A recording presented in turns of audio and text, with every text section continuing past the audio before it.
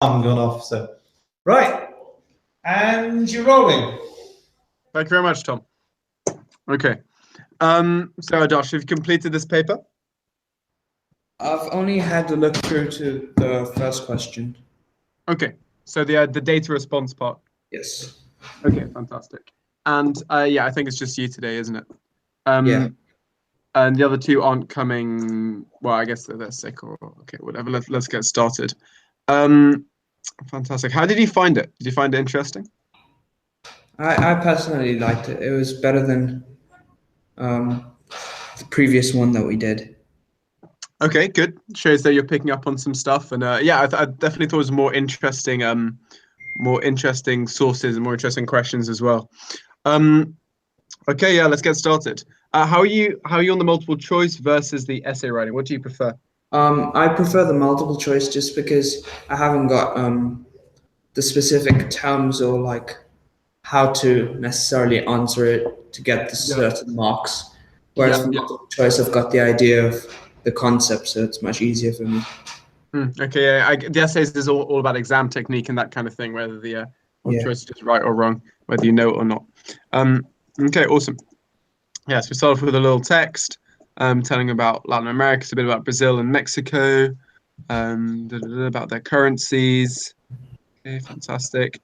And we've got some graphs about their GDP and then their exchange rates for their currencies. Okay. Using a production possibility curves to compare Brazil's economy in 2013 with its economy in 2003. Okay, what did you get for that question? Okay, so I said that it increased between the two, so the economy has grown. Okay. And I used a production possibility curve by shifting it to the right. Okay, so a production possibility curve, what does that look like? You have two goods, usually consumer and capital, the two different axes. Yep. And then depending on how it is, just align that at two different points in the axis that kind of connects, usually curved. Yep, very good. And then so usually curved. Why is it usually curved? Why is it not like because of economies of scale? Because of what, sorry? Economies of scale, and okay. If you have a straight line, it assumes like 100% factor mobility between yes, two. Very good. Yeah, this assumes 100% factor mobility. What does that mean, 100% factor mobility? Perfect factor mobility. That anything, both labor and any capital good, any kind of thing, can be used to do two different stuff. So like you can't necessarily use a welding tool for growing plants. Very good, very good. So that's why it curves outwards, doesn't it? Yeah. Why does imperfect factor mobility means it curves outwards as opposed to inwards? Because once you have to produce that first good, you still need it's kind of like the same amount of things to produce the next few goods. Whereas as that increases, then that's when you'll start cutting down. Yeah, exactly. So when we start here, if we want to start making some consumer goods, then it doesn't cost us many capital goods because we're using really, really bad factors of production to make those last capital goods. Absolutely right. Okay, yeah, fantastic. Then you've drawn it shifting outwards. To the right. So is that like a star going from there to there? I said that since the economy has grown, I put the entire PPC change, the entire line going up. Okay, so the whole thing is shifted out. Yeah. Not sure if that. Okay. So what would be the difference between our PPF shifting out and we're moving from a point A to a point B? What would be the difference between that? So moving from point A to point B would be like you have the same amount of resources, you're just using it more efficiently, or you're actually using some of them. Like let's say A to B would be a lower unemployment rate. Very good. Whereas that outward shift might be, let's say, more due to more people immigrating, then you have a larger labor force. Yep, exactly right. And okay, so what about something like new machinery coming in. What about that? New machinery, I would say it changes in the PPC. So the whole curve shifts out. The whole curve shifts. Well, Okay. if provided that's like, you mean new as in coming imported or something. Yep. But it could also improve the efficiency of the current labor as well, right? Ah, okay, yeah. So you could argue that the point would shift outwards, but the whole curve would shift out as well. So, somebody can make a point that actually would affect both of them. Something like new machinery. Well, maybe it's going to make more people unemployed, right? Which is that increasing output gap. What do we mean by the output gap? Do you know what the output gap is? Have you heard that term before? That is, I haven't heard it before. Okay, so the output gap is the difference between the maximum possible that we could be producing if we had full factor employment and what we're actually producing. So basically, we always have a negative output gap, like all economies, because it's very, very difficult to, produce more than what you could maximally produce if you use everything perfectly efficiently, right? Yeah. And we show this on the PPF. Guess how we show this on the PPF? Like the distance, like the line between A and B, you just extend it till you go to that. Yeah, exactly. So this is the output gap, and then this is the new output gap, right? Okay, have you looked at AD? All right, we can move on to those in a bit. Let's go back to the questions. Okay, awesome. Yeah, and I think you're absolutely right. Let's have a look what the Okay, so yeah, that would be one mark, drawing that PPF curve, right? What do you think the second mark would be for? Stating that it increases, because I think stating it, writing it down. There's been an increase in the total that can be produced in the economy, something like that. Let's have a look.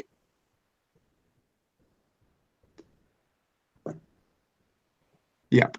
So the economy has grown. Appropriate axes accurately labeled. So that's by getting consumer capital. And it's always worth putting a little header on your diagram to say like PPF or PPC, whatever you prefer.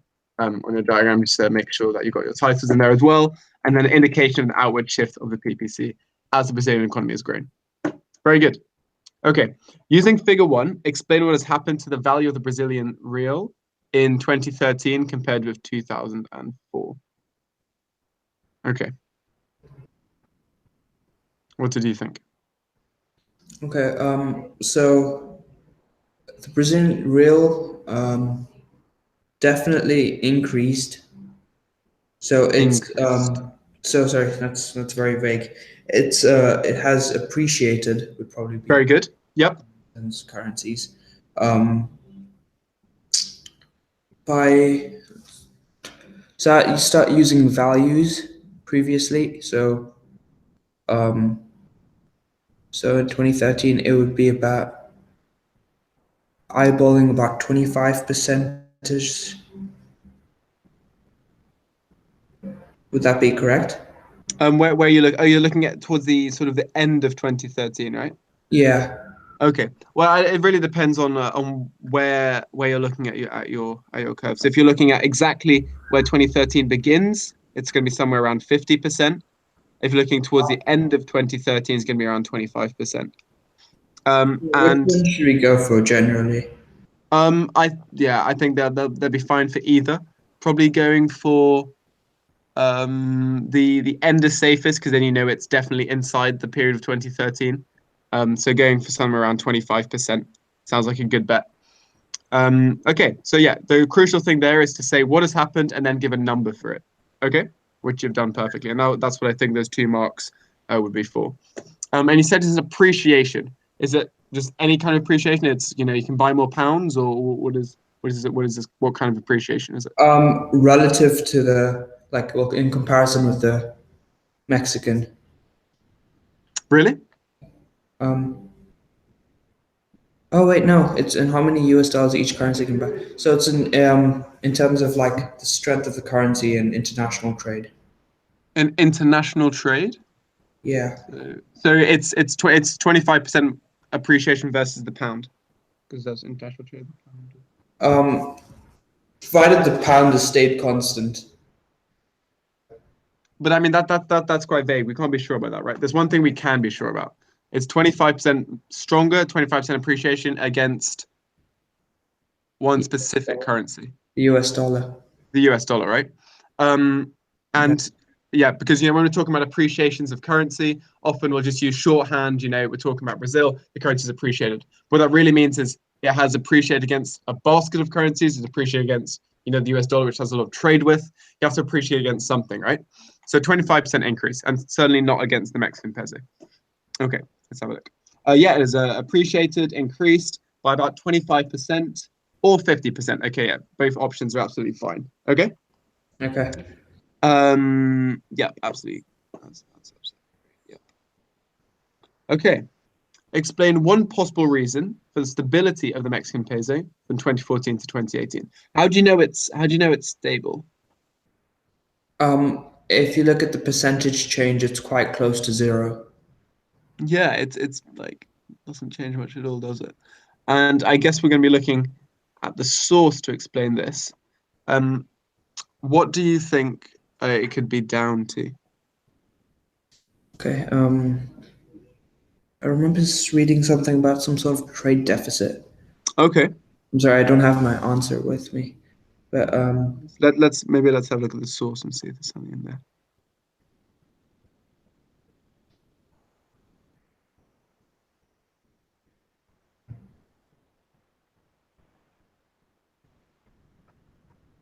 Okay, so I don't know if we can flip it around, but yeah. To the right where you just the second line above your cursor, it says Mexico has maintained a relatively small trade deficit. Yep. That's because it's a small trade deficit. Yeah, I think that kind of goes without saying. You could financed easily by long-term foreign investment. So yeah. So I mean, what do trade deficits do to the currency? it makes it weaker, I believe. Yeah, exactly. And if you're a strong trade surplus, then it's going to make your currency stronger, isn't it? So Yeah. if there's only small trade deficit, as in the balance of payments is pretty balanced, then there's not going to be much of a push-pull on the currency, is there? There won't be, yeah. Whereas something like Brazil booming, selling loads of raw materials to China, that's going to mean loads more demand for Brazilian products. So we're going to see the exchange rate rising, aren't we? And we do see that on our diagram, don't we? Yeah. Across this period. So yeah, it's going to be, and let's see how many marks that question would be. I explain one possible reason, 2 marks. So what would your 2 marks be then? Highlighting this part of the passage, and then an explanation of why. So let's try that. Yeah, so it's because Mexico has maintained a relatively small trade deficit. I'd probably put that in quotes to show that that's what it said in the thing. Okay. And then due to the fact that it's small, the change in the currency will likewise also be small. Yeah, so I mean, there's less pressure. There's kind of, yeah, because there's loads of things which can affect the currency, right? Yeah. And if you take this one away and say this is only going to have a small effect, there's kind of less pressure on the currency to move around. So you can reduce its volatility. Let's have a look what the mark scheme says. A number of reasons are acceptable.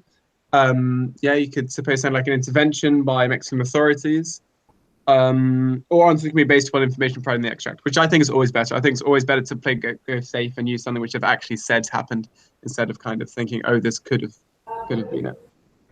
Small trade deficit can be financed easily. Okay. So to supply and some demand. reference to supply and demand for the Mexican currency. So yeah, so what do they mean by that, do you think? Because it's a small trade deficit, it also means the balance of payments is similar, so imports and exports are similar. So the supply and demand for the Mexican currency stays. There's no major shift in those two. Yep. Therefore, keeping the price stable or not. Yep. The strength. Absolutely right. Yeah, perfect analysis there. Okay. With the help of diagrams, this is a 4-mark question, explain how the different economic experiences of Brazil and Mexico after 2011, mentioned in the text, could explain the changes in currency values shown in figure 1. Okay, so changes in currency values after 2011. What do we see in happening in both currencies? After 2011, the currency values, they're increasing, like compared to the US dollar. In both countries? Yes. So Oh, wait, no, not in Mexico. Mexico is actually reducing because there's a negative percentage change. okay, so what about Brazil? Brazil, it's increasing. After 2011, right? Yeah. So we're here. Oh, are you talking just on that year, or are you talking kind of in the longer next few years? Just 2011, sorry. Okay. So I think with this question, and we can have a look at the sources, but I'm guessing this question Oh, is talking about okay. is not just 2011, but the years afterwards. And we see kind of both currencies. Well, we see the Brazilian real weakening quite a lot, and we see the Mexican peso being pretty stable, really. Let's have a look. Brazil boomed and grew rich, peaking, substantially increase in value, lower growth, poor education. From 2011. So I think they mean like the years after 2011 rather than just 2011 alone. Okay, yeah. Especially because they're making reference to 2013 and boom years, that kind of thing. Okay, so we're seeing reduced demand for raw materials. So, so there's a decline. So that would cause a decline in demand for the real as well. If there's a decline in demand for Very good. materials that Very good. uses. So there's like a worsening of their balance of payments. Yeah, and they had some increase in the luxury, I believe.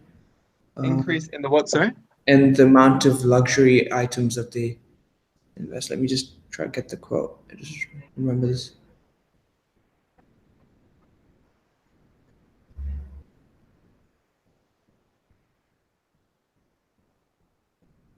So yeah, the third paragraph, second last line, rapid rise in imports of luxuries from the US.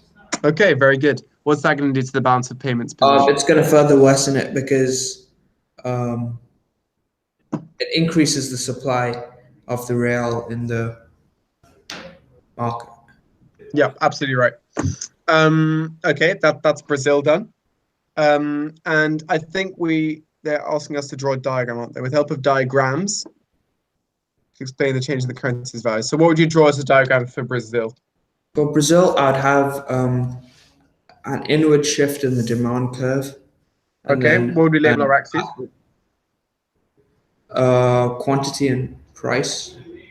Quantity and price. Well, you can't really say price for money. Well, like, how do you put it as an? We'll use the exchange rate.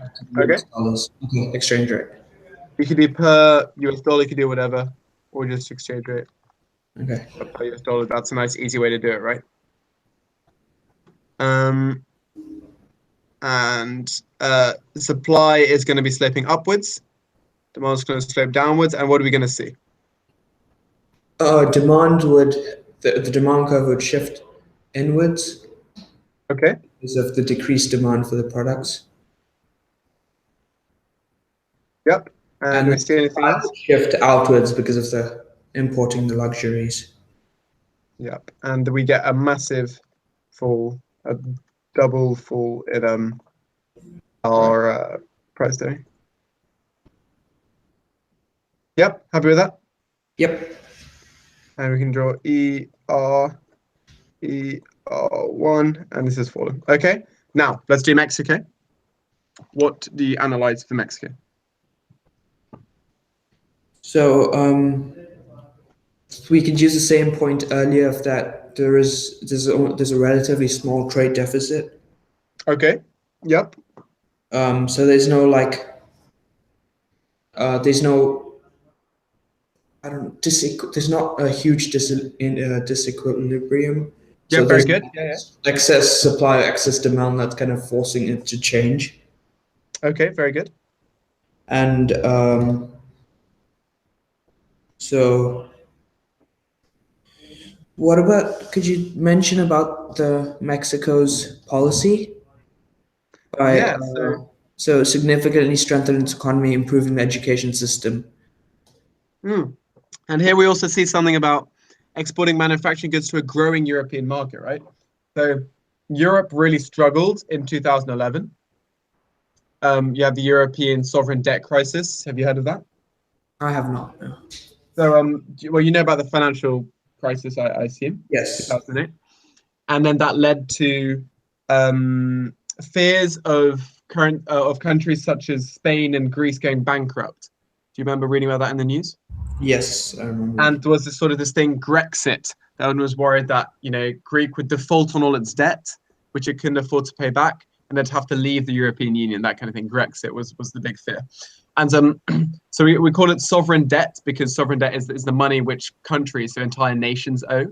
And so the sovereign debt crisis was this big worry that large parts of Europe would literally go bankrupt, which luckily didn't end up happening because of some skillful financial stimulus packages and pressure on Germany to stop demanding really harsh economic concessions.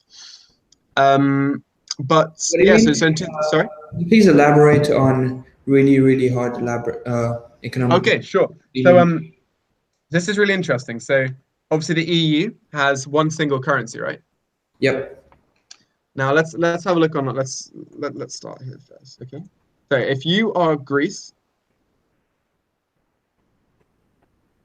and have you done aggregate demand and aggregate supply diagrams? No. Okay. But I presume it's just the total. Yeah. So I mean, you've looked at normal demand and normal supply, right? Yeah. Okay. Have you heard of Maynard Keynes? No, I have not. Okay. Cool. This will be fun. This will be a brief 10-minute tangent. Let's have some fun. Okay, we're going to start off with what aggregate demand is. Have you any idea what aggregate demand might be? This is just the total demand in an economy. Yeah, for all goods and services, right? So what is that going to be made up of? What are going to be the components that make up total demand in the economy? Who buys stuff? I want to say consumers, but like Very people, good. firms, government. Yeah, exactly. So consumers, we'll call that consumption. Government spends stuff. Has the NHS, it builds bridges. That's spending money as well, right? Government. Yeah. We have firms. Now, firms they do they spend some money. They pay some wages and that kind of thing. But we simplify it down when we're talking about aggregate demand, and we say that what firms really do is they invest.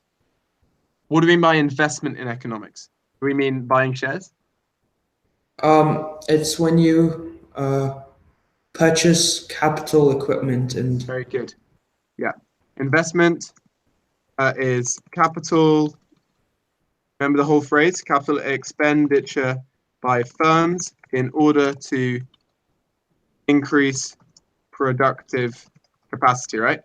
Yeah. Okay. So yeah, we simplified down the entire thing. That's why I like multiple choice. I didn't remember the entire thing. That's kind of why I like multiple choice. I had the general idea. Yeah. But I mean, you got halfway there, right? And that's really good. But just lots of definitions and stuff you're gonna have to learn for the final exam. So aggregate demand is made of consumption, government spending, investment by firms, and one other thing. Let's have a think. Exports count? Absolutely right. In fact, it's actually net exports. Why do you think we're talking about net exports? What are net exports?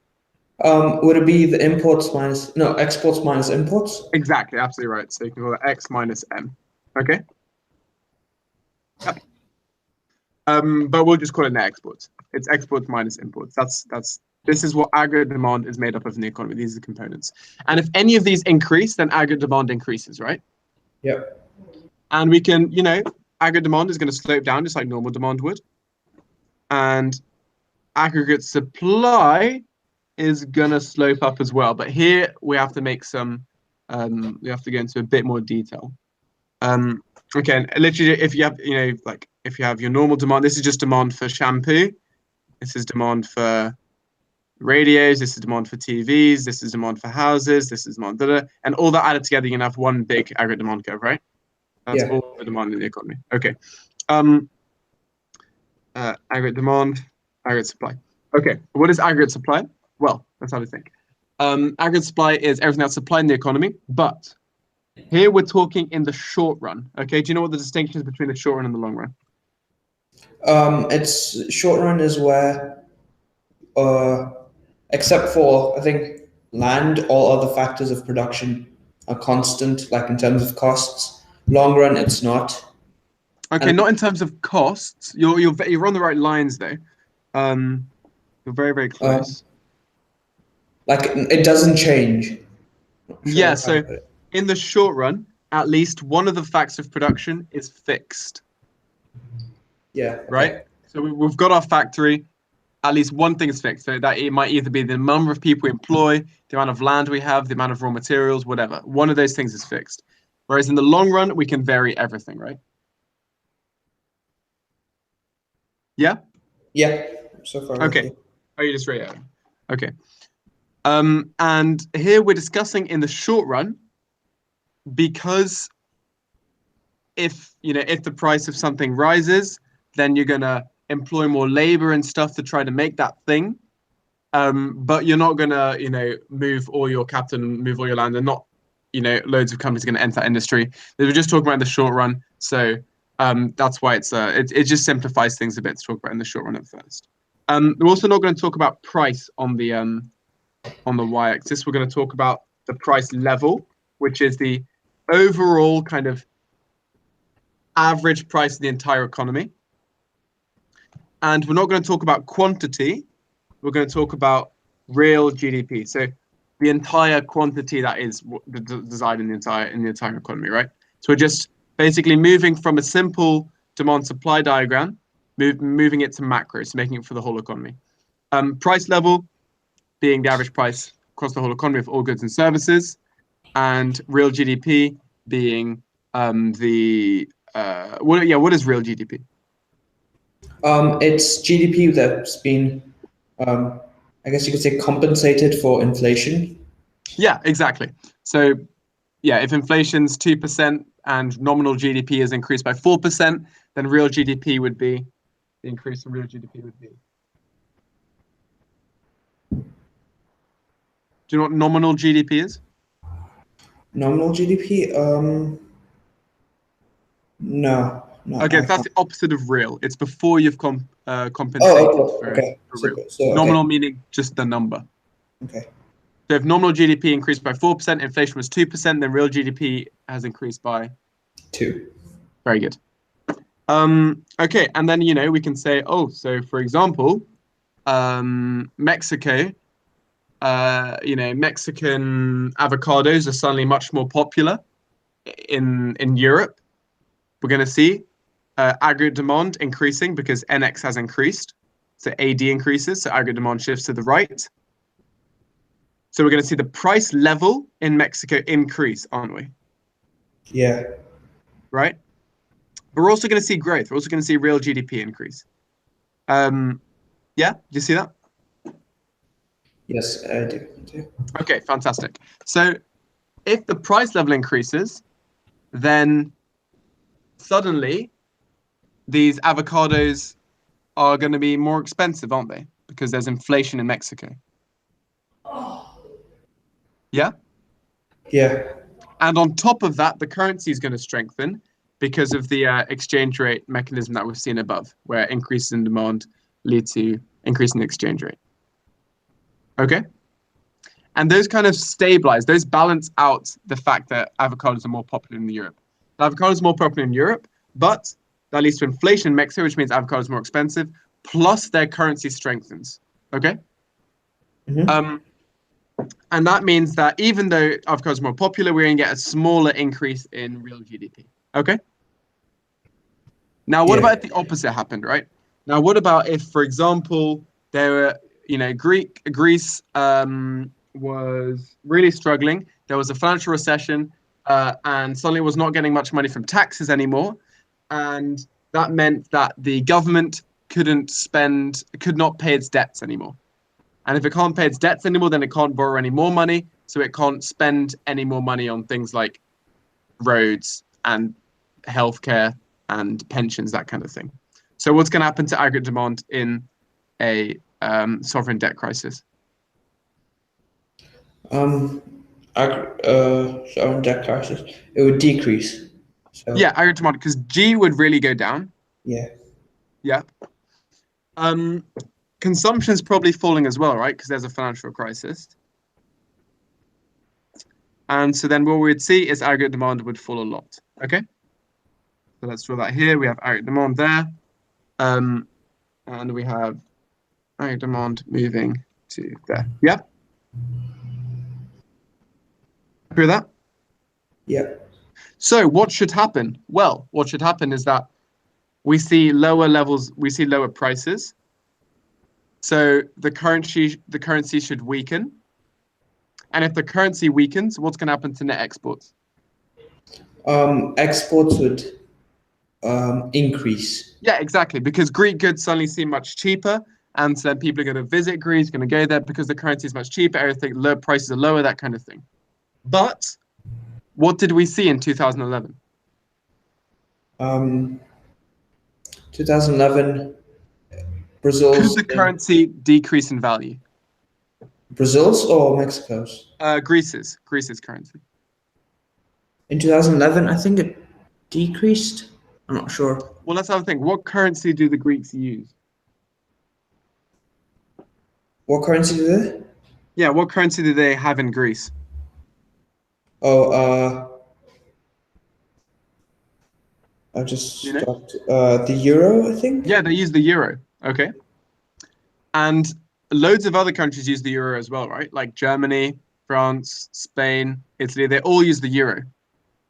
So Yeah. can the euro fall in value in Greece, but not in other countries? Is that possible? Fall in value?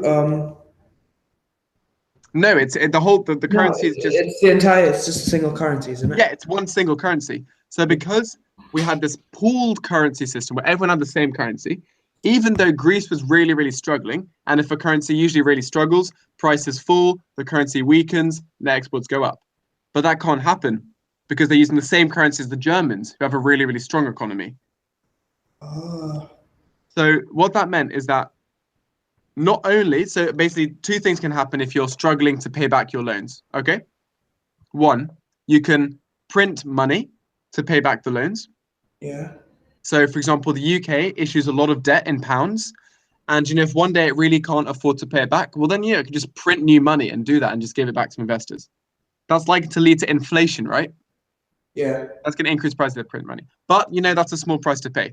Greece can't print money because they don't have a central bank, because the euros are across the whole of Europe.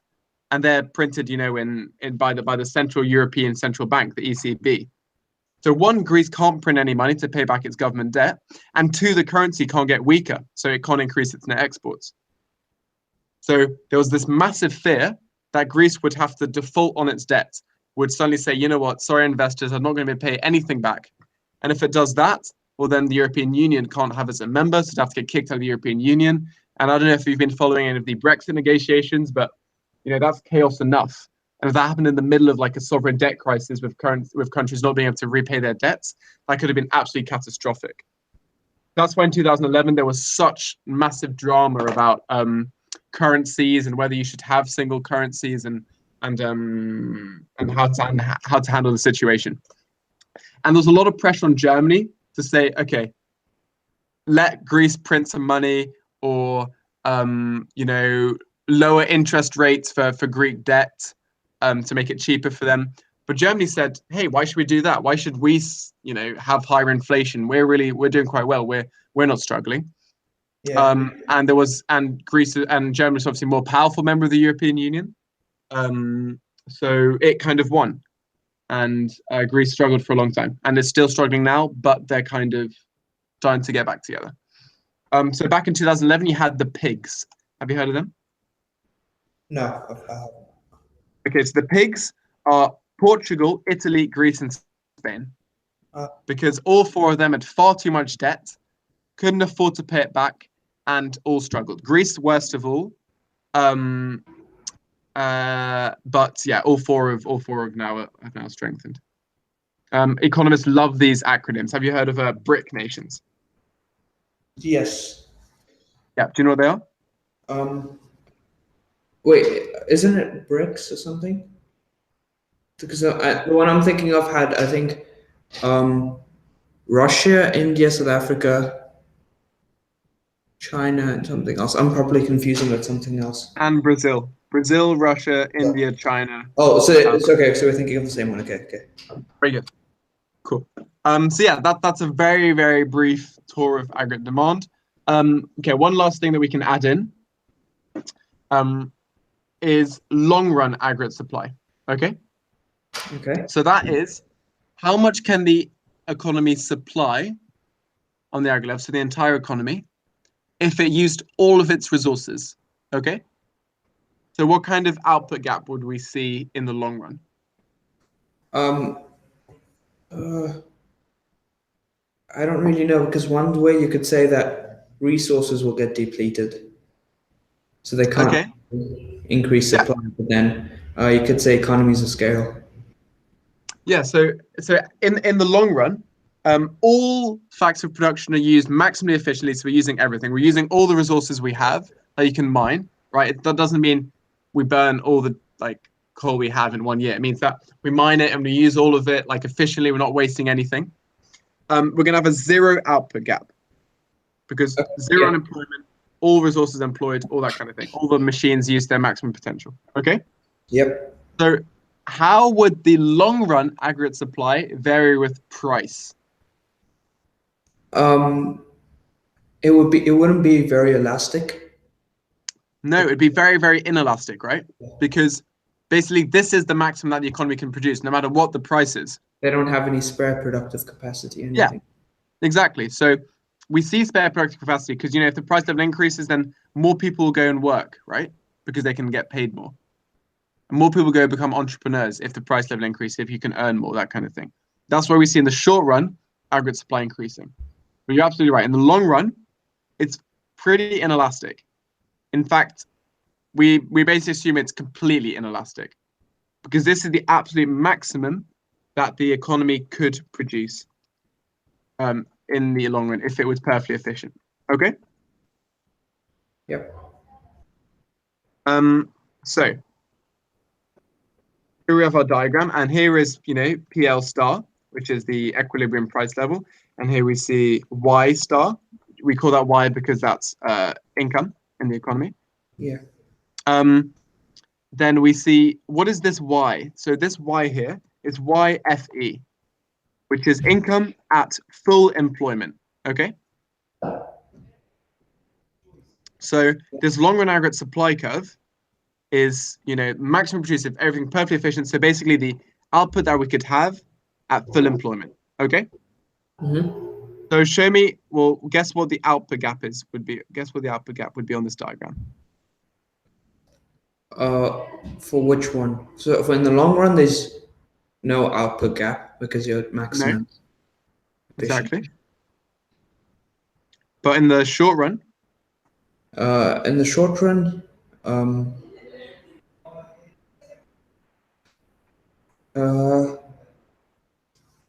don't know. I'm sorry. So in the short run, this is actually the output gap. Because yeah, makes sense. Yeah, do you understand why? Because that's what we could be producing maximum, and that's what we're actually producing. Pretty straightforward, yeah. Yeah? Okay, awesome. Well done. This is quite conceptual stuff, but basically this is the fundamental foundation of all of macroeconomic theory is this ADAS, LRAS, SRS diagrams, okay? And then, now we can start manipulating them. So if we do some quick manipulations, okay. This is the UK economy. The UK government invests in better schools to make the workforce, okay, no, sorry, better example. Okay, this is the UK economy. The UK has high immigration. What do we see shifting? Both the LRAS and the SRAS to the right. Exactly. Okay, something like that, right?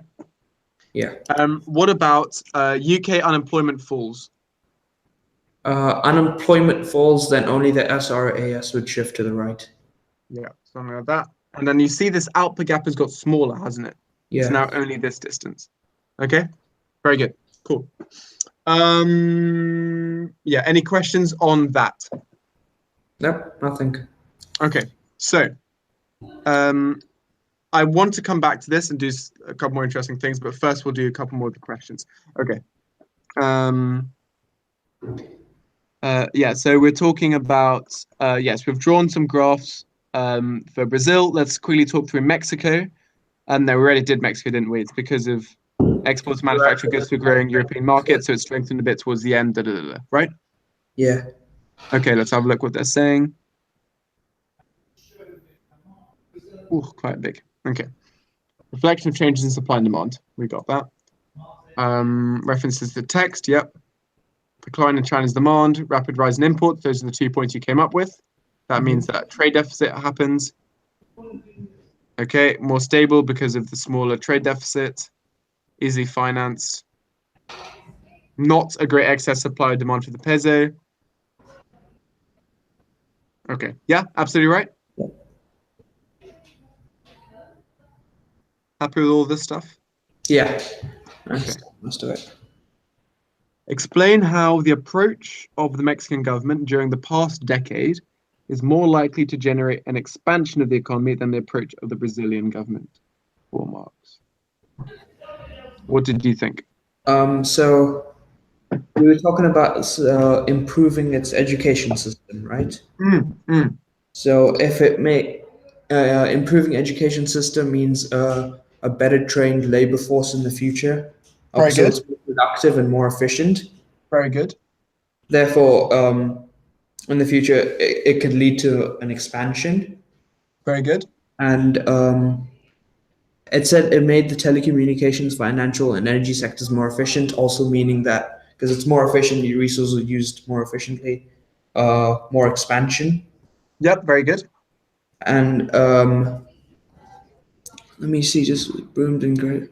Its economy peaking its currency. It says that the Brazilian government largely wasted the boom years, investing little in roads and other infrastructure that could have supported its development. So it failed to invest in infrastructure. So because it's I don't know, but infrastructure is necessary for future expansion. Like if you want to have more trucks on the road or something for better delivery, you'd need proper roads first of all. Very good. So it's kind of going to mean that in the future it's going to be harder to transport things around. So it's going to be less production, that kind of thing, right? Yeah. Roads, would you count them as a capital good? Yeah, I would count them as a capital good. Yeah, me too. Good. Okay, let's have a look what the mark scheme says. There you go. You got the education system. Productivity factors for production increases, so expanding the economy. Failing to invest in infrastructure. Supply side. Aggregate demand. What do they mean by the last thing for a comparative statement referring to the Brazilian's government failure to invest in its resources? Okay, so this is a comparative question, right? So you're looking at Brazil, you're looking at Mexico. So you have to be saying things like Mexico invested more than Brazil. Okay. So every time you say something like that, that's a comparative statement. And yeah, basically lots of those things because you're comparing two. You're not just doing one then the other. The whole time you have to be doing things like comparative statements, right? Okay. Yep. Cool. D. Identify and evaluate the usefulness of any further information that might be helpful in assessing the future prospects of the Brazilian and Mexican economies. Okay. The first thing that pops into my head would be the inflation rate. Okay. And also like the rate of change of inflation. Okay. So basically just inflation on multiple years. That would help. So unemployment rates. Yep, unemployment rates. Why let's explain what it is. Why unemployment rates? Why is that helpful? Why unemployment rates? Well, it shows like how far away we are in terms of the output gap, as you showed on that Very good. LRAs and SRAs gap thing. And So let's say there's really, really low unemployment in both countries. What would that tell you about the future prospects? if there's really low unemployment, it means that in the future, it's likely to get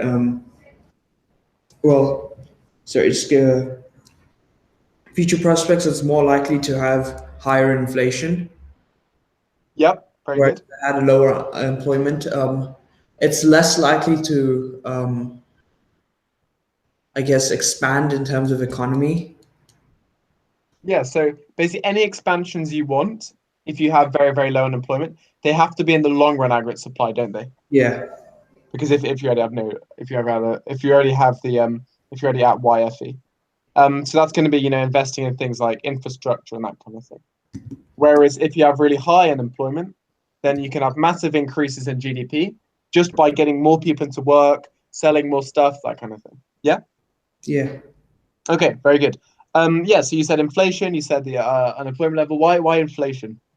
Inflation, it can show the general attitude of the consumers and producers in a certain market, and in turn show like interest levels. Because if the inflation rate is extremely high, people are less likely to save. Yep. So it kind of shows how they'll be, I guess, thinking. I'm not sure of how to put it across properly, but it kind of gives you an idea of how the economy will perform. Yeah, exactly. If there's hyperinflation really high, then that's going to deter foreign investment. That's going to mean that saving and stuff is difficult, that kind of thing. Yeah? Yeah. Okay, can we think of one third factor? We've got inflation, we've got unemployment. Maybe the kind of population that you have. I've got the word. I think it's demographic or something. Yeah, demographics, very good. Yeah. So that could help in terms of knowing the amount of dependence per like person that's working, and if you have like an aging population, then you know that you'd have to train the coming workforce a lot more to if you want to keep going at that level, if that makes sense. Yeah, so we're not giving prescriptive advice here, right? We're not saying you should do this if you want to have this. We're just analyzing, assessing the future prospects. Okay. But if we see an aging population, then most likely the future prospects are not as good, right? Yeah. Yeah, and demographics are very, very important here. And if you've got, there's been a baby boom 15 years ago, then that means that huge amounts of people are going to be entering the labor force very soon. Okay. Yeah, these are all very good reasons. 6 marks, so you're going to be wanting to explain 3 reasons in good depth. Usually, what they'll usually do is they'll give 3 marks per reason. But obviously, you want to play it safe and get 3 good reasons in there, and then you can hopefully scoop up good marks. Let's have a look. Oh, and they also want you to do some evaluation. So let's try doing some evaluation, right? So let's do the example of demographic. Evaluation. So sorry, you want to say? So what do they mean by evaluation? Like to what extent it's useful or something? Exactly, to what extent. So to what extent, okay. What is more important, like demographics for inflation or that kind of thing? So first preference for me would be most likely would be inflation, then unemployment rates, then demographic factors. Okay, why? Because inflation can have the most profound effect in terms of demand and supply curves, which is the price factor, and that is what I guess a market runs on to a large extent. Okay. And then unemployment rate is more important than demographic because I don't know how to reason it, but it's just that it's better to know that you have this many people working or this many off rather than saying, oh, this, you don't know like what kind of people they are, but you don't know the numbers. You know what kind of people they are, but not the numbers. How about this? So this is what would be really good evaluation. Okay. Something saying like in the near future, so in the next 2-3 years, inflation, the current inflation and the current unemployment rate are the most important.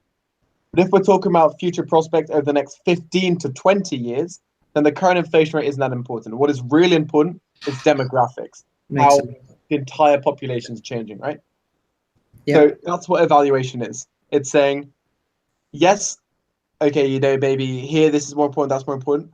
But if we look at the long run, or if we look at between countries or that kind of thing, then you make a difference. That's what really good evaluation is, okay? Yeah. So basically what you're doing, but then an extension of that and saying, let's look at this in the long run. Let's look at some different perspectives, okay?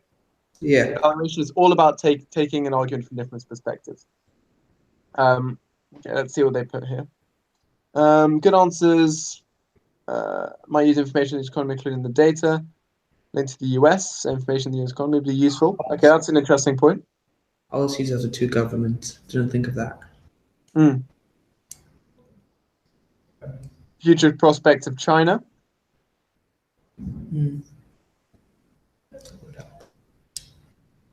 Okay, and yeah, so identification. So saying something is 1 mark. Explaining it, you can get another 3 marks. And then by doing that evaluation, so looking short run, long run, that kind of thing, you can get the last 2 marks. Okay. So you can get loads of marks per factor.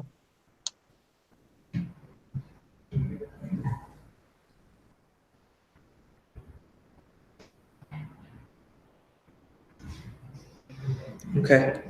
Cool. Cool. Okay, now I have 2. 1 more hour for this last question. Okay, very good. Have you looked at these questions already, or just? No, I haven't had the chance. Okay. So explain how economists measure the way in demand for when a good changes, when income changes, to help show why some goods are classified as inferior goods. Okay. Could you answer that? Yes. What's an inferior good?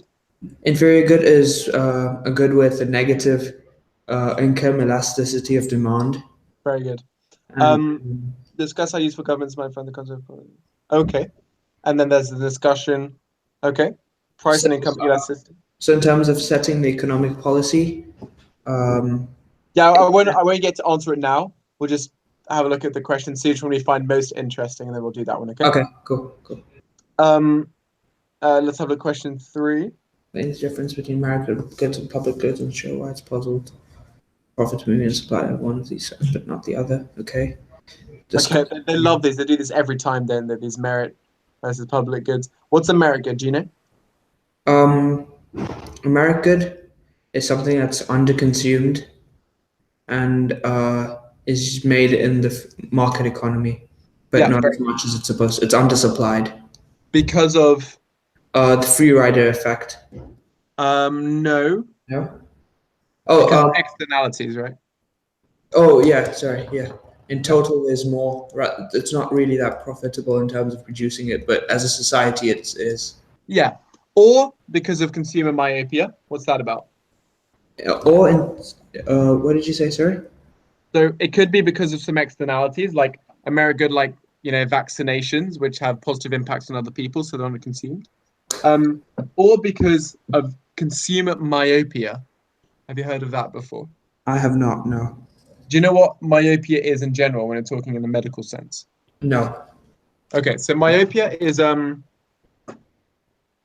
myopia, spelled like that, is short-sightedness. Okay. Okay. And if we have consumer myopia, and we probably see this in the real world, is that people kind of value today more than they value 10 years time. Oh, okay. So it's similar to like spending versus saving. Yeah, exactly, right? It's bread today, jam tomorrow. Spending versus saving. It's this eternal question of instant gratification of wants, right? You don't want a phone next year, you want a phone now, okay? Even if it means that you're a little bit poorer next year. Okay? Yep. And we see it's kind of an irrationality, isn't it? It's behavioral economics we're talking here. We're saying that consumers aren't able to be rational. They're short-sighted. They're not going to save enough for their pensions. They're not going to save enough for their children's education because they want to spend now. They want to have stuff now. Okay? Yep. Consumer myopia. So some merit goods, like fitness, for example, going to the gym. People are like, oh, I don't want to get up out of bed and go to the gym, even though there are massive long-term benefits, aren't there? But people aren't able to evaluate those long-term benefits as well as that short-term pain of getting out of bed, right? Mm-hmm. So it goes both ways. So merit goods could be merit goods because of externalities, but they could also be merit goods because of some level of consumer irrationality. And the third reason is because of information asymmetry. Have you heard of that before? Pardon? Sorry? Have you heard of info asymmetry? No. Okay. So Just taking a guess, asymmetry is like where it's not the same. Or yeah, like, unbalanced, right? and then So it's when one party in an economic transaction knows far more than the other. Can you think of an example of when that happens? monopoly, well, close to monopoly, when a certain company has like an upper hand in terms of like certain patents or something. Patents, sorry. Oh, patents? Yeah. No, not It that. has like how to produce a certain good cheaper than the others. Okay. So that's an example of different producers there being an information asymmetry, right? But the information asymmetry we're talking about over here is between a buyer and a seller. Okay? Okay. Info asymmetries here. So, an example of that would be, I don't know. I can't think of one. Maybe How when about like a okay, used car or something, and some you use seller cars. doesn't really tell all the problems with it. Yeah. So probably a used car salesman knows exactly the state of her car, right? Yeah. Whereas the person buying it doesn't. So one of the most famous papers in the history of economics is by an American economist called George Akerlof. Heard of him? No.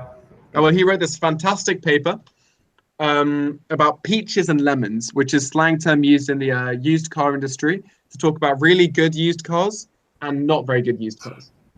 And he said because of these information asymmetries, where the car salesman know exactly how good the car is and the consumer doesn't know how good they are, the market kind of falls apart, and it's very, very bad and very inefficient and bad for both the consumer and the producer. And if we had more time, I could go into that. It's a very interesting paper, worth having a read on if you're interested. So that's all about information economics. Another classic example is a surgeon, right? You go see the doctor, and the surgeon says, okay, yeah, no, I really think you need to go through this expensive surgical procedure. Here in the UK, that's less of an issue, but in the US, where much of medical care is private, we basically have surgeons who understand the problem, recommending their own services. Yeah. And that can lead to some really, really tricky situations, right? Where consumers have no idea if they really need the surgery, and the surgeon's saying, oh, you need it, and also pay me for it, right? And that can lead to some bad situations. So that's all about information economics, and irrationality is all about behavioral economics. So Richard Thaler won the Nobel Prize for Economics this year for his work on behavioral economics, whereas George Akerlof was an information economist. Okay, back to the point. So merit goods are merit goods for three reasons: they're basically underconsumed because of externalities, because of information asymmetries, or because of some irrationality like consumer myopia. Okay?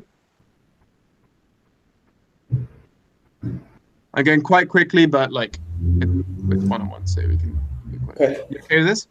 Yeah. Okay. Whereas public goods, that's where the free rider problem comes in, right? Tell me about that. So about the free rider problem, it's non-excludability. And non-includability, yeah. And non-rival. So something like street lighting, you can't really charge someone for using street lighting, and you can't really use it where you consume it and the other person can't. Yeah, and the free rider problem is that people will avoid paying for something if they know that it's going to get paid for anyway. Right? Get paid anyways. Okay. And then question B, discuss why merit goods are undersupplied in a free market economy. One policy to deal with this problem. Okay, so policies to deal with the problem. Interesting. I think that's an interesting question there. You could use subsidies and taxes. Very good. Merit good production and then tax demerit good. Very good. What about public goods? Oh no, it doesn't. It's just merit goods. Okay, cool. Explain how a declining exchange rate and a high rate of inflation in an economy might affect the economy's terms of trade. What do they mean by economy's terms of trade? Yeah, I don't understand that. So when we're talking about terms of trade, that's to do with the balance of payments. Okay. I think that's. I wouldn't choose a question where we've just done like it's the same as the sources, isn't it? It's terms of trade is basically just the ratio of the country's export prices to its import prices, basically, right? Okay. So yeah, it's just another macro question. Discuss the advantages and disadvantages in an economy of a fall in the economy's terms of trade and consider whether the overall effects are likely to be beneficial. Okay, that's yeah. I veto question 4. We've just spent quite a while on exchange. Yeah. Kind of dull, right? Okay, 2 or 3. Which one would you prefer to go through? I think let's go 3 because you said it's a question that they like to choose. Yeah. They love their merit goods and public goods. Okay, cool. We've kind of done a little bit of explanation already. Now let's think how we could put this in a format that makes the examiners happy. Okay, so I would say a merit good is a good that is so I'd give an example of each. So a merit good might be something like vaccines, and then a public good is something like street lighting. Very good. And then say merit good is underproduced because in a free market economy due to the is underproduced, supplied and consumed because of the profit incentive, and public good is produced by the government. Well, yes, and so that's explain the differences. Show why it's possible to be okay. So the profit can be made in the supply of. Wait, let me think about this. Sorry. I think I should define them better. So public good would be a good that's non-excludable and non-rival Very when good. consumed. So a public good is not necessarily something produced by the government, right? Yeah. Whether or not it's produced, and in some economies it's not going to be produced, is it? But it's still called a public good. Okay. Yeah. So a public good is defined by the fact that it is non-rival and non-excludable, not by the fact that it's produced by the government. Okay. Okay. So now for the profit thing, the profit part of the question, profit can be made in supplying the merit good and not the public good because merit goods are excludable, but public goods are non-excludable. So that kind of allows the free rider problem to occur. Okay. How about this? Some merit goods might be non-excludable, right? Yes. So you can make profit on some types of merit goods. So because some merit goods may be excludable, right? Yeah. So don't say all merit goods are excludable because that's not true either. Okay. Yeah. So should I say something like profit could be made in supplying merit goods? Very good. But not public goods, okay. So when there's a free rider problem, meaning that it's someone's using it without, it's wording. No price can really be charged. They're not charged for using it for their consumption. Yeah. And therefore, the firms or the suppliers cannot make a profit. Exactly. So the assumption is basically that everyone will free ride. Yeah. Because it's rational to do so. Okay? Yeah. So it is impossible to make a profit in doing it. Obviously, in the real world, we see that some things are, and that's evaluation. That's going into more detail. But theoretically, everyone will free ride, so public goods will not get produced, so no profit can be made there. Clearly, you need to be drawing a diagram here, right? If it's an 8-mark section B, part A, you pretty much 90% of the time you want to be drawing a diagram, at least somewhere. Okay? Okay. What diagram could you draw? I'm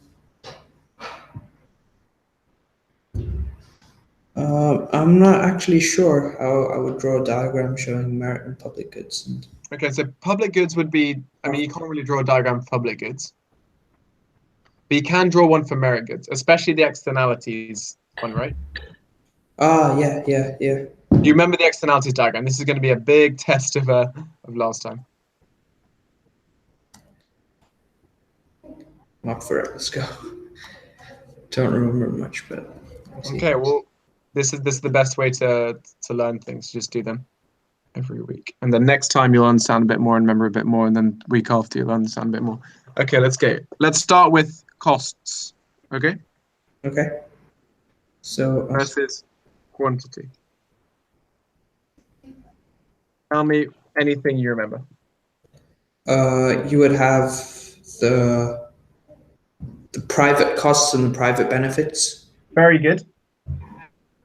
If we're talking about merit goods, right? Yep. Are we like, which one's likely to be higher? Private costs? The social benefits are much higher than the private benefits. Okay, very good. So you want to talk about benefits? Let's see benefits first, then you might. Okay. Benefits versus quantity. Now, do benefits slope up or down with quantity? And we're talking about the marginal. It kind of be like the supply curve. It would be positive. Okay, so we're talking about marginal benefit when we're drawing a curve, right? Do you remember what the word marginal means? It's like the additional thing for one more. Yeah, exactly, right? So what is the marginal benefit of one extra Kit Kat? Maybe this much, right? Yeah. But if you've already had a Kit Kat, then what is the added benefit of having another Kit Kat? Probably lower, right? And if you've had 2 Kit Kats, what is the added benefit of having another Kit Kat? Probably lower, right? Much lower. Okay. Yeah. So the marginal private benefit slopes downwards. Okay. Okay. Yeah. And that's you're absolutely right. You obviously total benefit. What would the total benefit curve look like? Similar but shifted to the right. Really? Something like that? The total benefit of quantity? Oh, the total benefit, it would be increasing. Yeah, so something like that? Yeah, but I presume it would be like curved. Something like that? The other way. Exactly, because as we get higher and higher quantity, the added benefit gets smaller and smaller. It should not be curving down, sorry, it should be. Yeah. Okay. Very good. And that's the total benefit of versus quantity. Okay, marginal private benefit slopes down like that. Cool.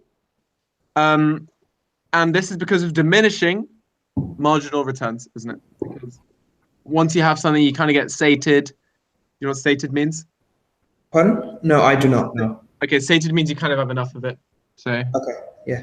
I like satisfied. You don't really ever have enough, so there's always like some kind of positive marginal benefit. Sometimes.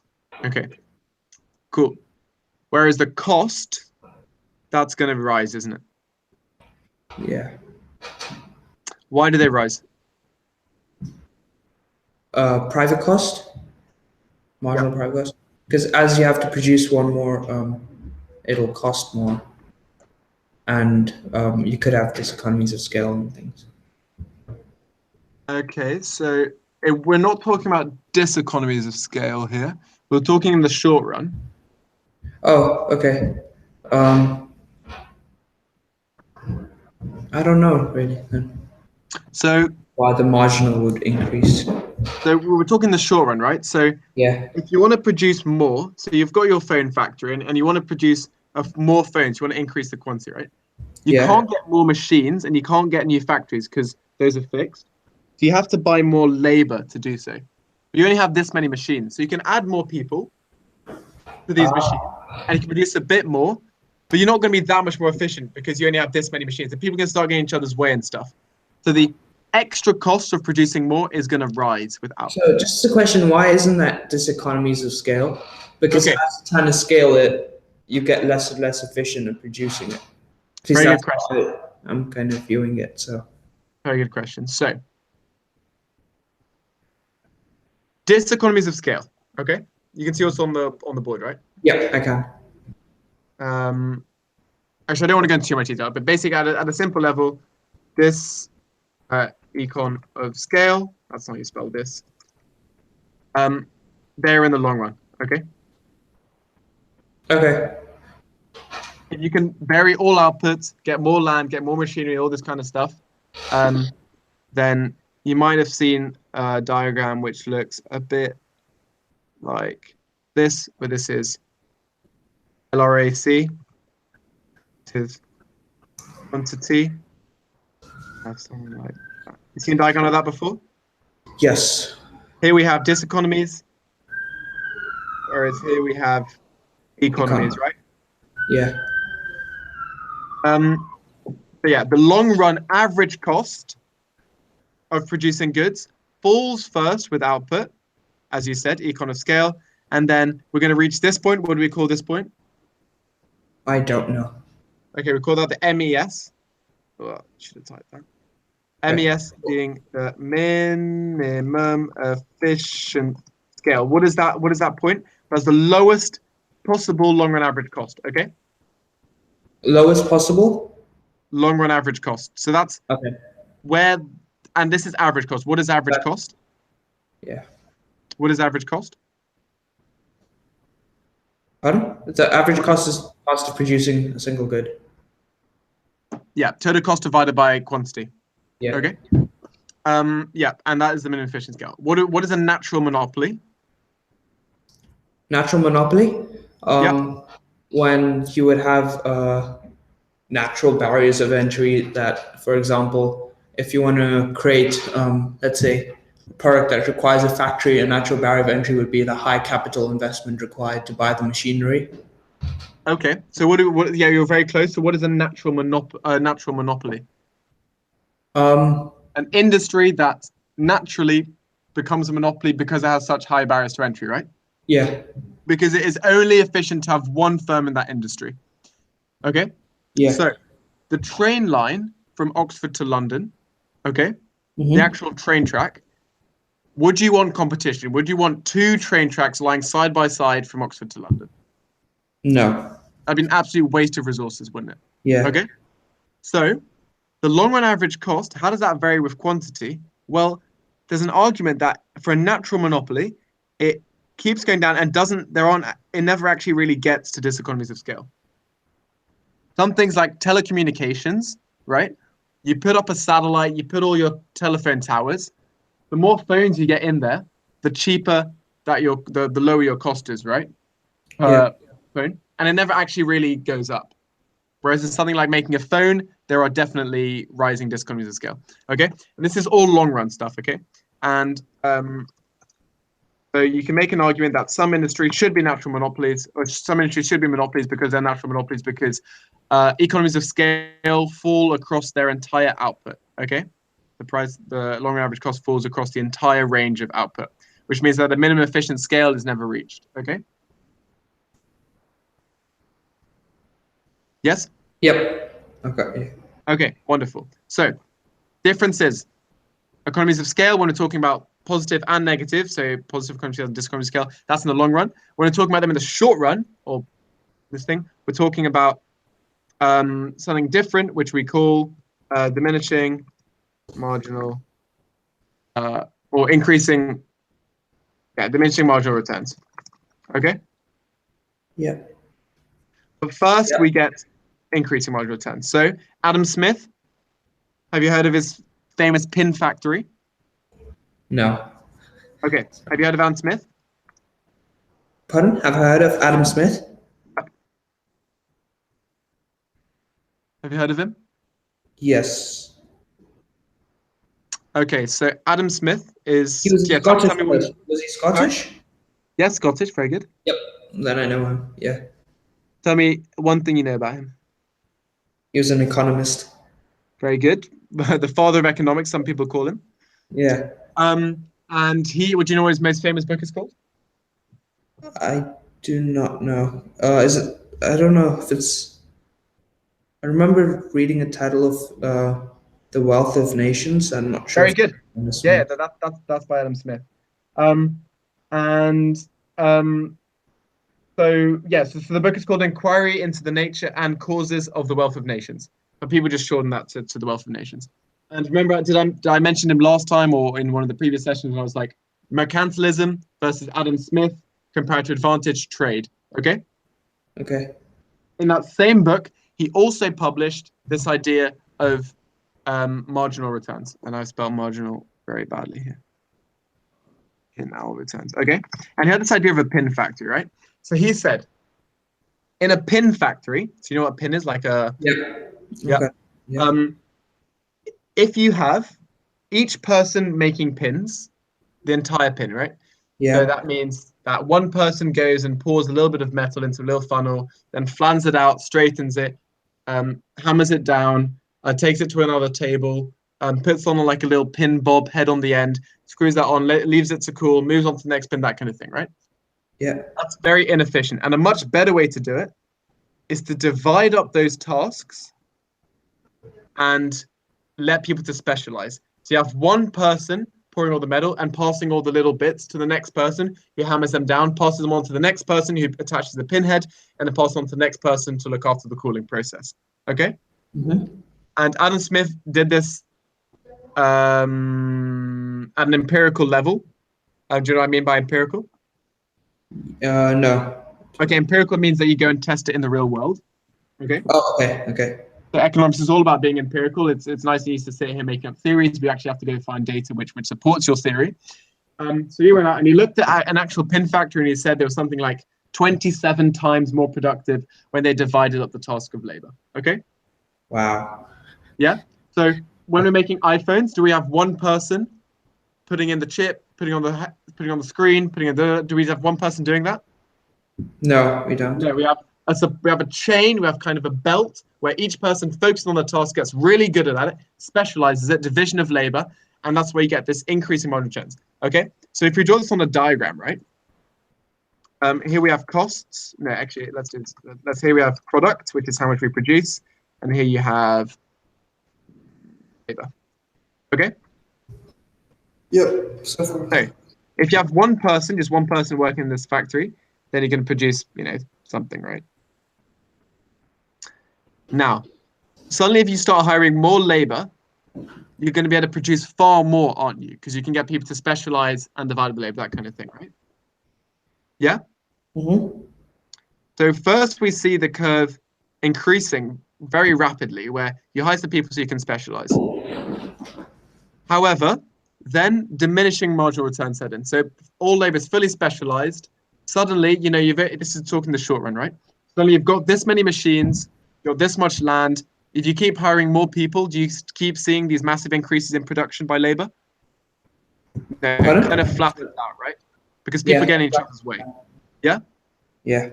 And then you could even argue if you hired too many people, that it might actually start going down because it's just too cramped. If you have 1,000 people in a tiny room, then you're not going to do as much, right?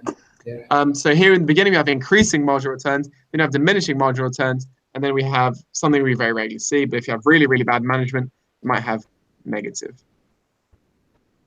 Okay? Yeah. Okay. Can you just give me a minute? I'll just quickly go get a glass of water. Sorry. Sure.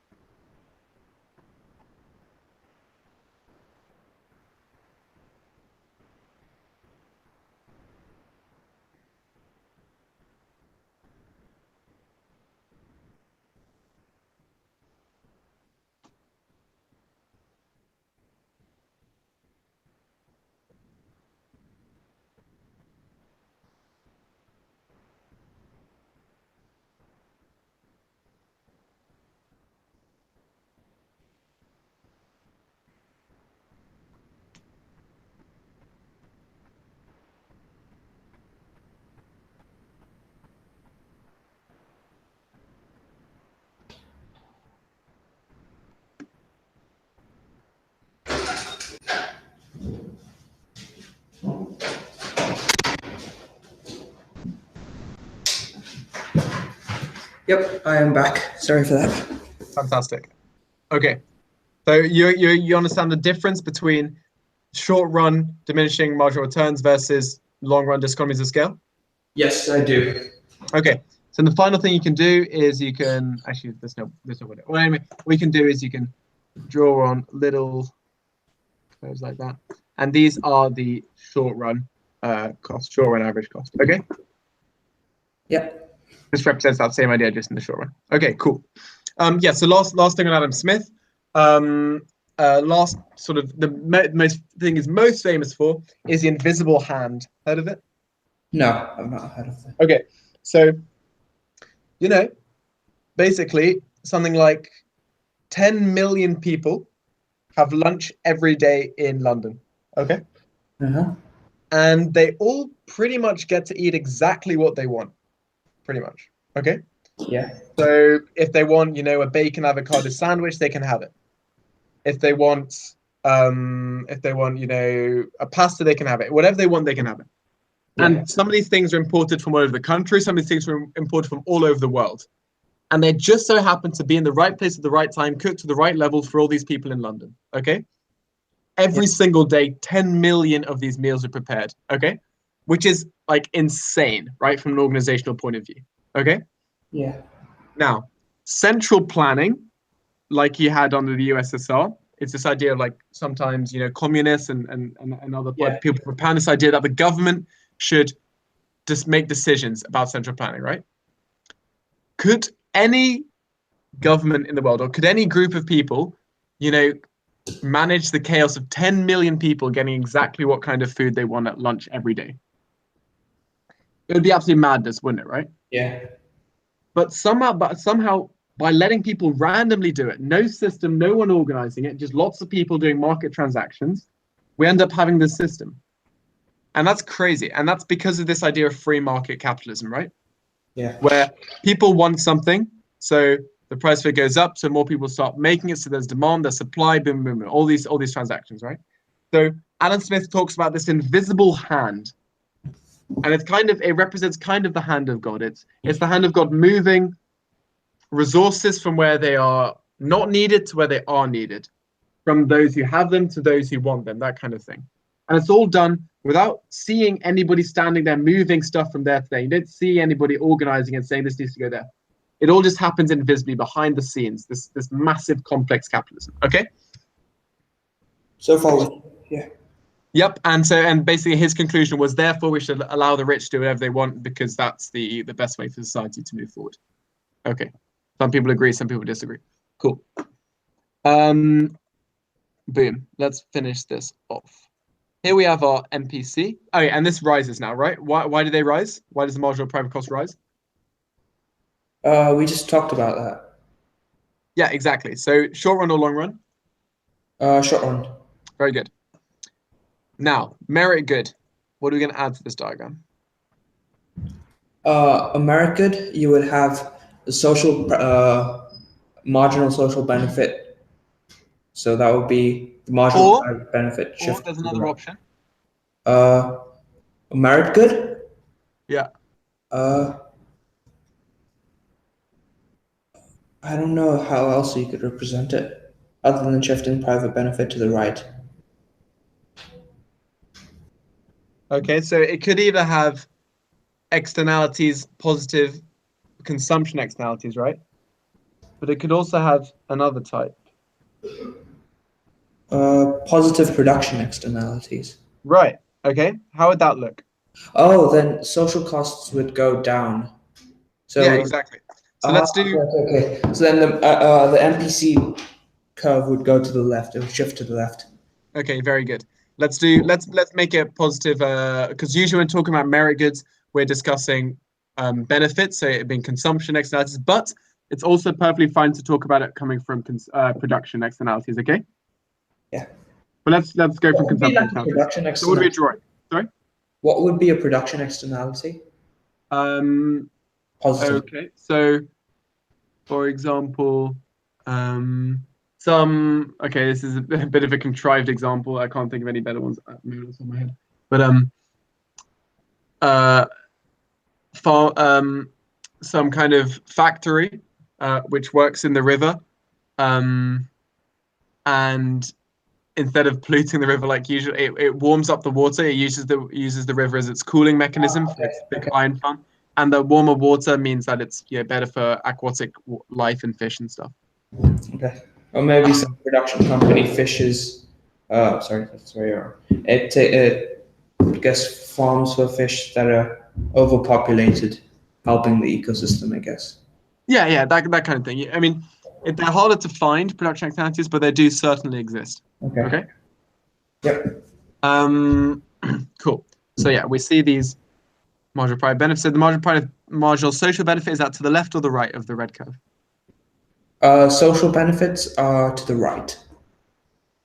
And then so marginal social costs would be to the left if it's a merit good.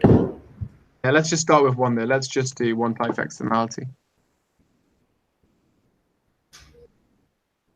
So we're just going to simplify this and we're going to say there's only externalities of consumption, okay? That equals MSC. Cool. What am I doing? Okay. So please show me what the market outcome is. What do you mean by the? Oh, in total, like the. Yeah, what is the market outcome? What is the free market outcome in terms of price and in terms of quantity? Oh, it would be where the red and the pink intersect. Very good. What is a socially desirable? Black and pink. Very good. So we'll call this Q. We'll call this. Call this Q star. So we can see that this is underproduced in the economy, can't we? Yep. Happy that it's underproduced? Oh yeah, I understand it's underproduced. Yeah. Okay, cool. Yeah, definitely draw this diagram to show merit goods. Okay. Yeah. And then you can draw a little arrow saying this is how much it is underproduced. Okay. Cool. But profits can the other way to show it's underproduced. It was, sorry? Don't you have to draw the arrow pointing to the other direction because it's underproduced? I'm not sure if it matters, but it doesn't matter. I mean, this is where we are. This is where we want to be. So okay, you can draw it that way, right? Either way, that doesn't affect anything. Okay. Cool. So the difference between merit and public goods. Why it's possible to make profit in supply of one of them, but not the other. Because of the free rider effect. Very good. So in merit goods, it's much easier for it to be excludable. Whereas for public goods, it's usually much harder for it to be excludable.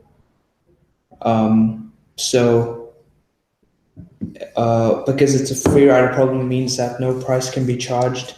No price charged means that there's no revenue generated, so there's no profit in that certain thing. Whereas for merit goods, they are excludable, so a price can be charged, so there will be revenue. That way, revenues will get entrepreneurs will get profit, and therefore, because the entire idea of free market is profit maximization, they won't be they'll be producing merit goods. Enough merit goods to be social? Not enough. Probably not. Very good. Let's have a look if the Marx team agrees. I think that was a very good answer. Okay, knowledge understanding, you certainly have that. Accurate definition, under consumption, info failure. I did not say that, okay. You what, sorry? I did not say through information failure. Okay. I think you mentioned that. No. Yeah, so there's three things, right? Info failure, externalities, positive externalities, or some kind of consumer irrationality, that kind of thing. Okay? Yeah. And yeah, it looks like different Marx teams are going to highlight different parts of it. Okay. Yeah, and they definitely want an example, appropriate example. So it's very good that you got one in there. Okay. So no example, you only get a maximum of 1. Okay. Non-excludable, non-rival. Those are the 2 words. Appropriate definition. Street lights, lighthouse, whatever you want. But not public goods. Application, you did that. Non-excludable. Free rider problem. Perfect. Entrepreneurs going to make a profit. Regulars excludable. Entrepreneurs will produce the good and pursue a profit. Very good. Yeah, you happy with that? Yep. I think that was quite well answered on your part. Okay. Discuss why American goods are undersupplied in a free market economy and consider the effectiveness of one policy to deal with this problem. We've kind of already done the first part, so we won't do that again. Let's talk about one policy to deal with this problem. Okay. So policy to do this would be from the government side, provision of subsidies. Okay. This would reduce.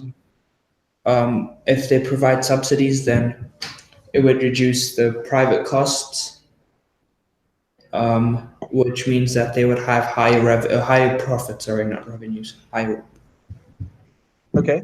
So where would we see this line drawn? What line would change? The MPC, the pink would go to the left. Very good. No, it would go to the right. It would go to the right, sorry. This much, like here? Yeah. Okay, so then what would be the new quantity supplied? It would be a Q star where the yellow, blue, and the red intersect. Yeah, so where blue and red intersect, that point there, that'd be the quantity, right? Very good. Cool. One last thing we're going to do first is this idea of welfare loss, okay? Okay. I have not heard that term before, welfare loss. Good. So, this is our diagram at the moment, okay? Underconsumed. This is where we are consuming. This is where we want to be consuming. Okay. So how much welfare are we losing? How much benefit are we losing? What is net benefit? It would be the cost. It would be the benefit minus the cost. Yeah. So, but we're talking about the social level, right? Yeah. So the net benefit at a social level would be the marginal social benefit minus the marginal social cost, right? Yeah. So if we're producing here, can you think of what the total welfare loss would be? So the total welfare we're losing out on. It will be that triangle between MPC, MPB, and that right one. This triangle? Yeah. Let's have a think. So this distance here, right? This is the marginal private benefit, but we want to look at the marginal social benefit, don't we? Okay. So where if we're looking at this between the marginal social benefit and the marginal social cost, where would that triangle be? Between social cost and social benefit? Yeah, exactly. So it would be black and pink. Yeah, it'd be this triangle here. Okay? Because this is the difference between social cost and social benefit. Okay? Okay, understood. Yep. The other way. This triangle is deadweight welfare loss. Yep. Makes sense. Cool. I mean, you're picking up on this stuff really quickly. This is really impressive. Okay, wonderful. Now, we want to get rid of that deadweight welfare loss. So, we're going to increase. We're going to add in some subsidies, which will hopefully increase supply so that we end up there. Okay? Yep. And then that's going to mean that we're at this point. So is there any deadweight welfare loss? There isn't, no. There is not. Very good. Okay. But the question is a 12 marker. Okay? Okay, so consider the effectiveness. So effectiveness, I would say it's effective in the short run. So, because it's effective in the short run, because the costs and the lower costs, so higher profits. It's not so effective in terms of the long run, because in the longer run, in the longer run, it's more strain on the government in terms of getting that tax revenue.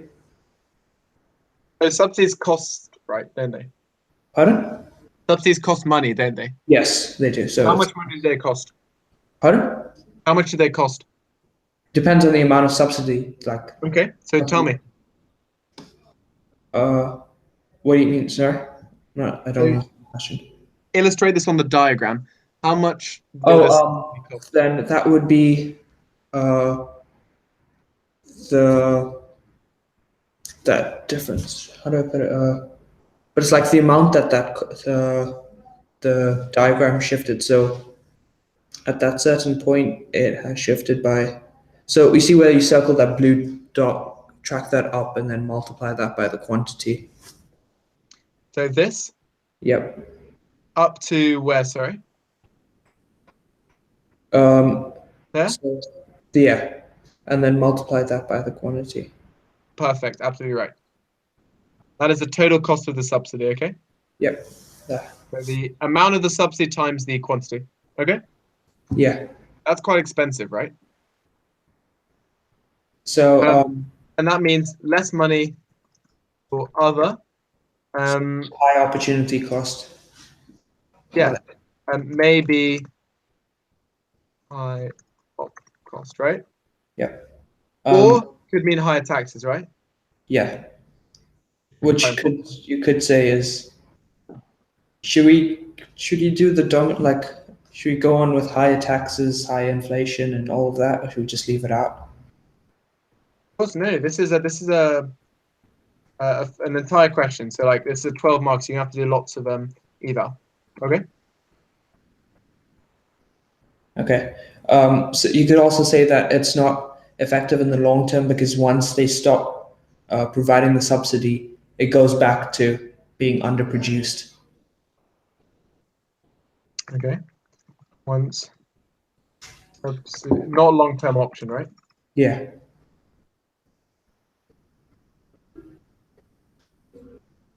Okay. Can you think of any pros? The pros, you could flip that around and say it allows the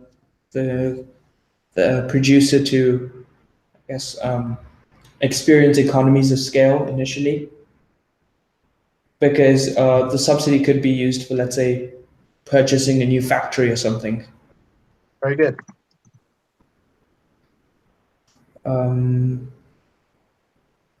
What else could I say? Any pros or cons? It could, I don't know if I'm pushing this too far, but you could say that because of the economies of scale, they become more competitive in the export market. Very good. This is very, very important. You could say that, okay. So then, more competitive in the foreign markets, then better balance of payments because there's more exports. It's in a better position. Can you think of an example? Can you think of an example of this? Pardon? Like, what do you mean by an example of this? So, this is very, very big. So, we'll often see that countries provide subsidies to their big companies, and then these big companies go and underprice companies in other countries, and that's how they win. A lot of people say, "Oh, this is really unfair," right? Yeah. So basically, China, right? Sorry? Yeah, China. Especially in solar panels, does this? Oh yeah, we've talked about this. Yeah. Do you think of any others? More competitive internationally, subsidies, opportunity costs. What about some cons? Cons, the fact that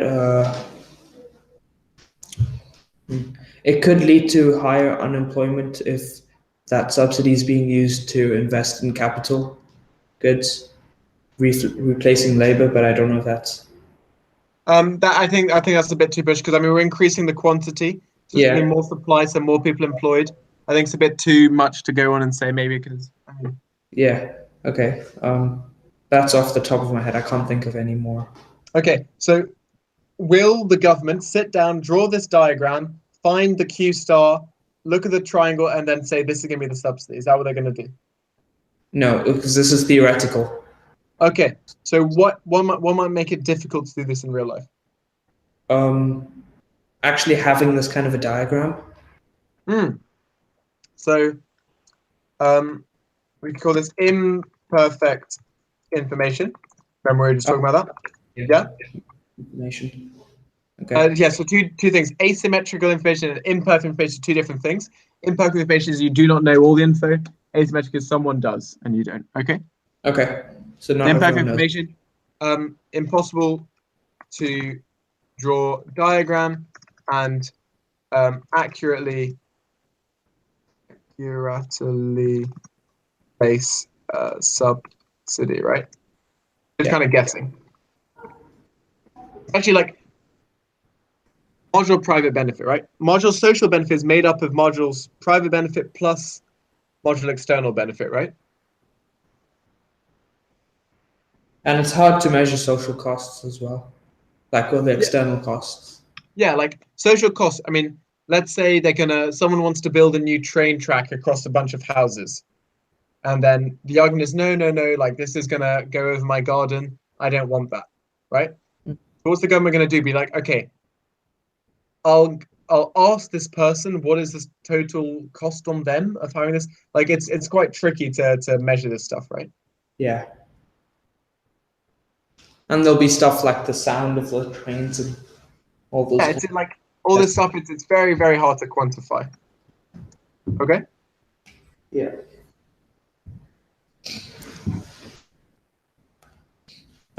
So what else could we have? Rows of subsidies. Okay, let's do some evaluation on the points we have at the moment. Okay. So you start off doing some eval by saying, short run v long run. That's very good. What about eval in terms of higher Q, thus econ of scale? How can you evaluate that? What do you mean a high quantity, thus economies of scale? So this was your point that said that because we're increasing quantity, the company could invest in new capital, and there could be some economies of scale which could lower the cost. There could be diseconomies of scale on the cons. Yeah, yeah, very good. So that would give us a con more competitive internationally. Could you say it might lead to some international sort of backlash where what America is doing with Chinese solar panels? Yeah. In terms of tariffs and things, reducing, actually worsening the balance of payments. Yeah. What else?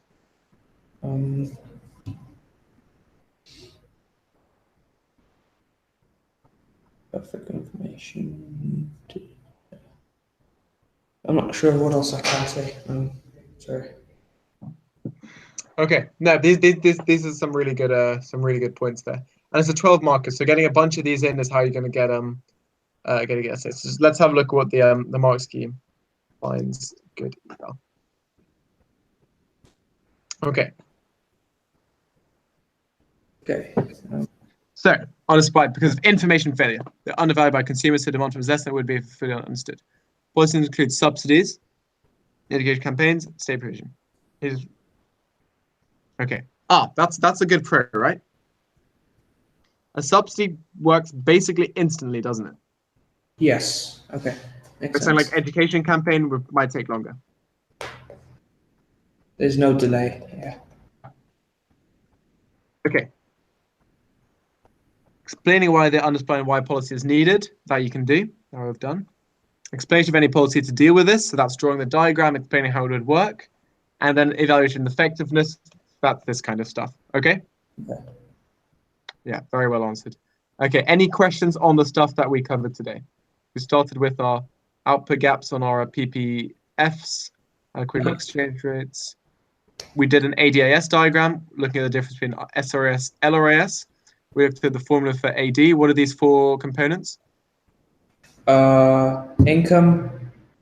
No. Sorry, I'm all over the place. Net exports. Yep. The consumers and the government. Yep, and I said income by mistake. Whoops. it's not income, no. It's, Yeah. Forgot what it was. firm spending, investment. Okay, Oh yeah, investment. Yes. Okay. very good. Spoke about pigs and the bricks. We looked at the 3 reasons why there might be merit goods. One being externalities. What are the other 2? Pardon? Could you please repeat the question? What are the 3 reasons we might have merit goods? Because it's possible to make a profit selling them. Okay, so what are the 3 reasons that we might? Sorry, I meant that some goods might be undersupplied, that we might have merit goods. Why do they exist? Oh, because of the free rider problem. That's non-excludability, basically. Merit goods, not public goods. Yeah. Oh, merit goods. Okay, sorry. So why they're under? So there's that asymmetric. Very good. So not everyone knows like the benefits of it. Yeah. There will be the lack of profit. Well, the reduced amount of profit. There is no way to take into account the social benefits and the social costs. Yeah, the main 3 most simple reasons are the imperfect information, which you said. Yeah. Consumer myopia, so some level of irrationality, which means we're not able to. Sorry. Yeah. And then externalities. Okay. Okay, got those. Then we looked at subsidies. You calculated the area correctly for the total subsidy cost, and we looked at some pros and cons. We looked at the difference between economies of scale versus short-run diminishing marginal returns. Okay. And we had a look at natural monopolies. Okay, in the last 2-3 minutes, do you have any questions? No questions, none. Okay, so we're currently going to do this really famous economist called John Maynard Keynes. Okay. Okay. So he was a post-war economist in the early 20th century. And he was at Cambridge, and he said, okay, the economy is not doing very well. The economy is really struggling. In fact, we have too much debt after the World War. The country spent too much and stuff. And people aren't borrowing enough. People are saving too much money. People need to go out and spend. How can we get people to go out and spend? We can basically kind of like force them to. We can lower interest rates, we can do all this stuff. That's all quite difficult, especially because people want to save money. The solution is to get the government to increase its spending massively. Okay? And that could boost aggregate demand. Okay. But the government's already got a big debt, right?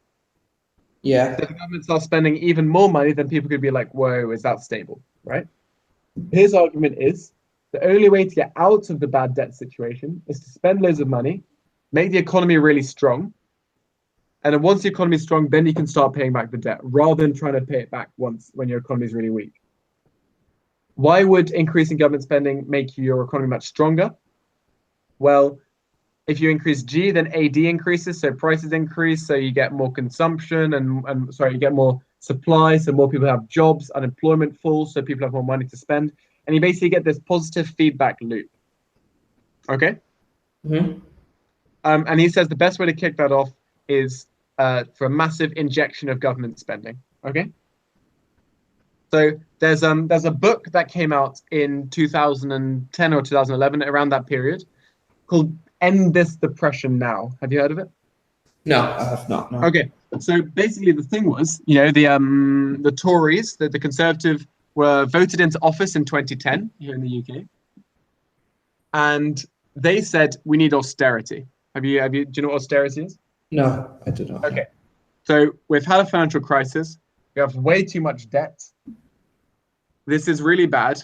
We need to start paying off this debt. We need to start spending less. The government needs to start spending less, and we need to pay back this debt. Austerity. Okay, so we're gonna hire less people for the police force. We're gonna make the NHS a bit smaller. We're gonna have a smaller government so we can start paying back this debt. Okay. John Maynard Keynes would have found that ridiculous, right? You're in the middle of a recession, and you're decreasing G, right? So some people took his work into account. So Keynesian economists, they're called, because after John Maynard Keynes, and said we need to end this depression now. And their idea was the best way for the depression to end, and this book's by Paul Krugman. Sorry, the best way to end this depression now is to pretend there's a mock alien invasion. Okay. The whole world's got to pretend there's a massive alien invasion about to happen, because then what will happen? The governments will spend huge amounts on military, hire loads of people, buy new weapons, all this kind of stuff. Massive injection of money into the economy, and so AD will increase. Okay. Yeah, so that was his thing. He said, and everybody was like, "Whoa, that's ridiculous. We know we're wasting all these resources on preparing for an alien invasion, which won't happen." But he said, "Yeah, maybe, but that will actually end the depression, because that'll mean more is spent, consumers have more money, people are employed, that kind of stuff." Okay. So did they go through with it? No one pretended there was a mock alien invasion. They did not listen to him. But you could argue that Keynesian economics was used in some economies, which recovered faster than others. So the US still had a Democratic president until 2012. The Democrats aren't as austere as the Conservatives, so they were happy to continue spending money, and that's why the US recession ended earlier. It can be argued. Okay, understand the logic there? Yeah. Okay, fantastic. So yeah, End of Depression Now, really, really interesting book. But it's an extension of Keynes's idea that, okay, the war's just ended, government should spend massive amounts, inject money into the economy. And so, yeah, so what Keynes was joked about for saying, so they made fun of Keynes by saying, oh, John Maynard Keynes would want the economy the government to pay people to dig holes and to pay another half of people to fill them back up again, because that's like government spending for no purpose, just like an alien invasion, right? And he said, actually, yeah, that'd be a fantastic way to get the economy running. Okay. And so there's this debate between classical economics or neoclassical economics, which looks at this kind of AS curve, and a Keynesian AS curve, which looks a bit different. And if we have time, we'll go with next time. Okay. Okay. Fantastic. Yeah. Well done. I hope you found it interesting. I did. Loved it. Cool. See you next week. Bye-bye.